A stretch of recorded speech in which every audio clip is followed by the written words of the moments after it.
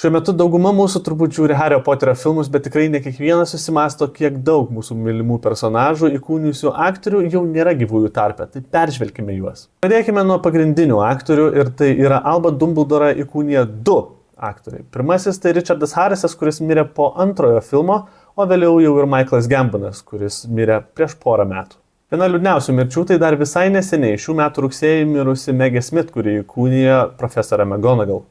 Tęsiant profesorių temą, tai dar 2016-aisiais miręs Alanas Rickmanas, kuris įkūnijo profesorių Severą Snape'ą. Ir tikrai viena bene liūdniausių mirčių iš Hario Poterio kolektyvo tai yra Robis Coltrane'as, kuris filmuose vaidino visų tikrai labai mylimą Hagridą. Magiškojo pasaulio atstovų tarpe taip pat nebėra ir Drako Smirdžiaus mamą Narcisą vaidinusios Helenos McCrory, magijos magistrą Kornelijų Karamelę vaidinusio Roberto Hardžio, taip pat ir burtų lazdelių pardavėją Olivanderį vaidinusio Johno Hurto. Aišku, reiktų nepamiršti ir Gringoco goblino graibštuolį vaidinusi Verną Troyerį, bei labai jau nemalonų dėdę Vernoną vaidinusi Richardą Griffithsą. Be šių tikrai daug ekrane matytų aktorių buvo ir tokių, kurie atliko labai mažus vaidmenis.